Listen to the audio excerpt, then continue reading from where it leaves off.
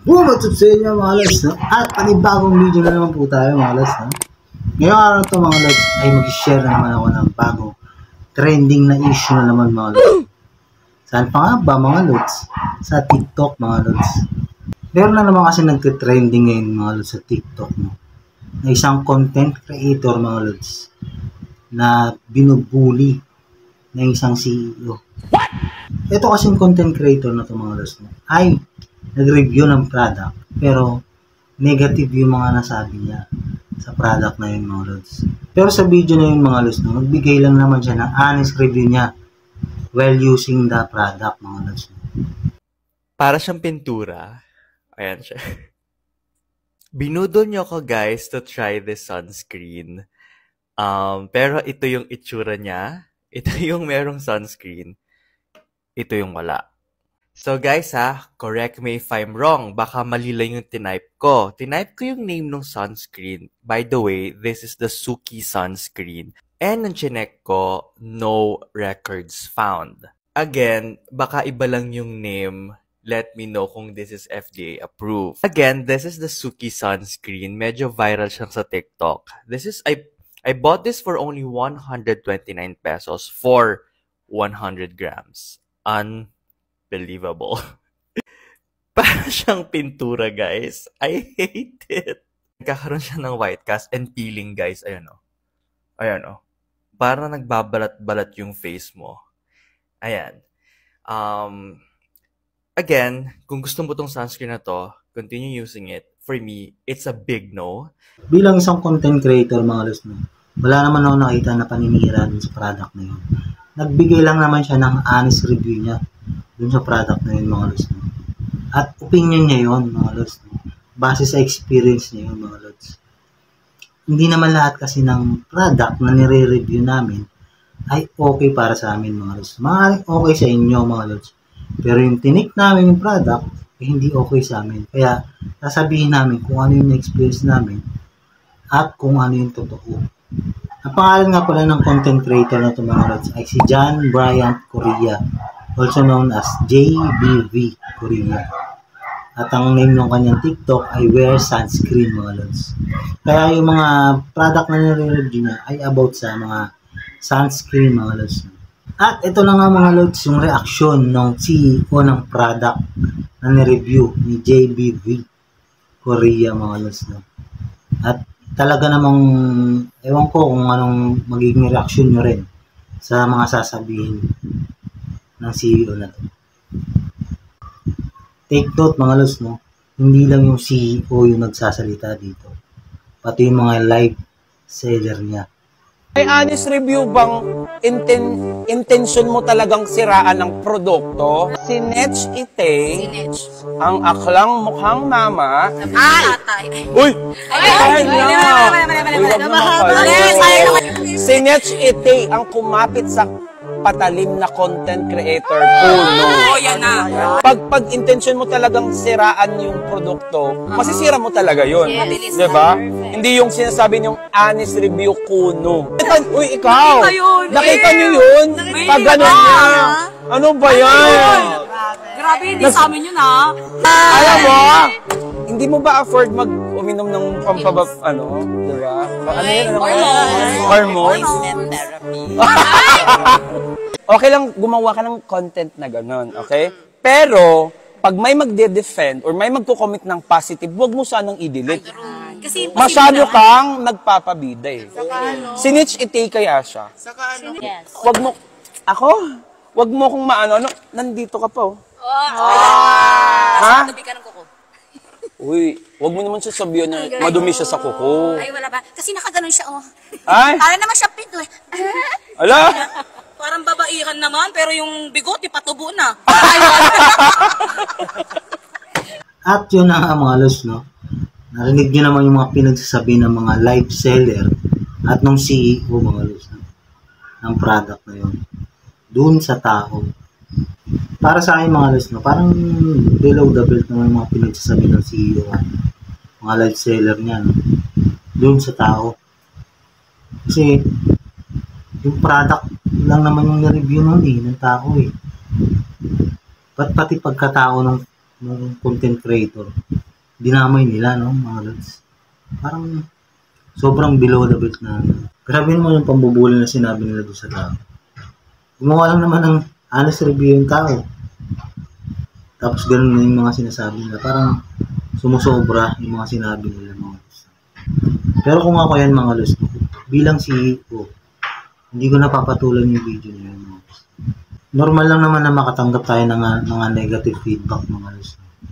Pero yung gagantihan mo pa yung tao ng mga negative din ng mga sinasabi mo, o mas malala pa yung mga sinabi mo, diba? Parang iba na yun, mga lods.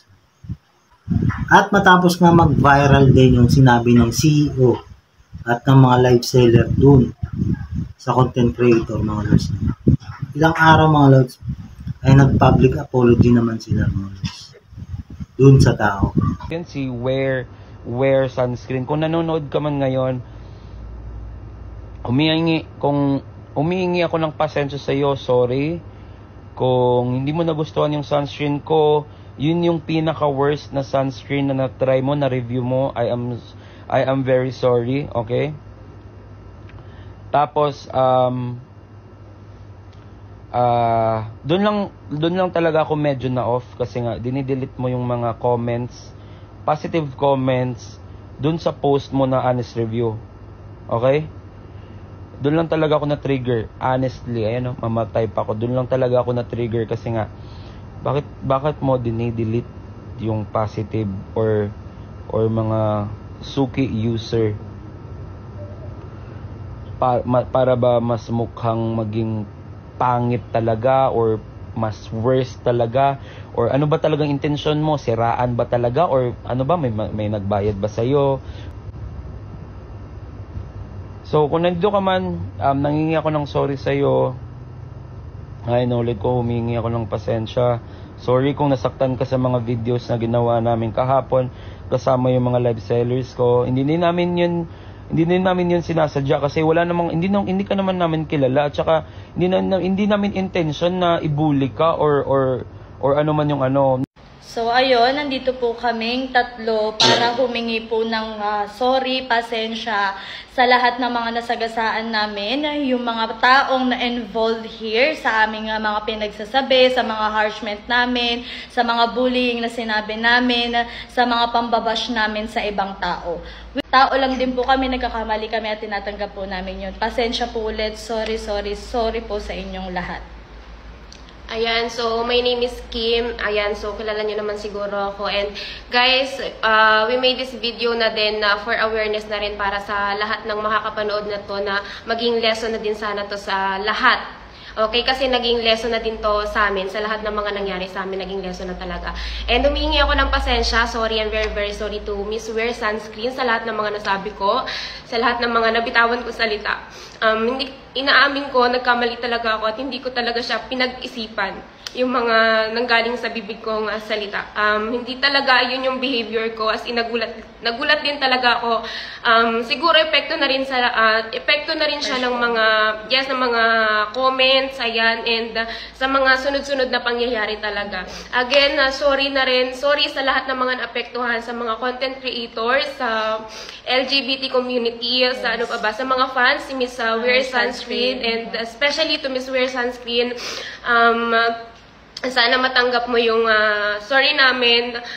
Promise na hindi na to mangyayari ulit. Ayan, katulad nga ng sinabi niya ni Miss Cams na lesson learned na to sa amin, at pagbigyan niyo po kami na ipagpatuloy namin yung ginagawa namin, na hindi kami makaka-epekto pa ulit ng ibang tao. Ayun. Gusto ko lang din pong sabihin kay Miss Wear Sunscreen na again, mag-apology pa rin ako. Kasama po yung mga co-live streamer ko. Syempre, alam po namin yung nagawa namin. And yun nga po, humihingi lang po kami ngayon dito sa video na to ng kapatawaran sa mga nagawa po namin na kabastusan, pagsasalita ng masama, at yung pambubuli po namin sa internet po na hindi namin pinag-isipan maigi or hindi namin napag-isipan ng maayos bago po namin ilabas. Actually, hindi po madali sa amin to kasi sobrang dami din po namin natatanggap na bash and deserve po namin lahat yon. Tanggap po namin. Tinatanggap po namin lahat ng yun. Kasi alam namin din sa sarili namin na nagkamali talaga kami. At na pinag-isipan namin lahat ng mga nangyari, lahat ng mga salita na nabitawan namin. Alam namin sa sarili namin na yes, nagkamali po talaga kami. That's why humihingi talaga kami ng kapatawaran para sa lahat ng mga nasaktan, ng mga naapektuhan, nadamay. Ayan, especially kay Miss Wear Sunscreen. I'm very, very sorry po. Ayun, sorry po, Miss Wear Sunscreen. Una sa lahat, hindi na po ito mauulit. And it serve as a big lesson po. Lalo na sa aming mga live streamer. Sa tingin niyo mga listeners, bakit kaya nag-public apology yung CEO at yung mga live seller ng product doon sa content creator? Kasi marami nag-react doon sa video na ginawa nila laban doon sa content creator. Nakatanggap sila ng mga negative comments doon sa video na ginawa nila mga listeners, na hindi naman kasi talaga tama yun. Kaya ngayon, nag-public apology ngayon tuloy sila. So, ayun mga listeners, dito ko na po tatapusin ang video na to. Maraming salamat po sa panonood. At please, follow my Facebook account mga listeners. At ang aking YouTube channel mga listeners. Maraming salamat po sa panonood.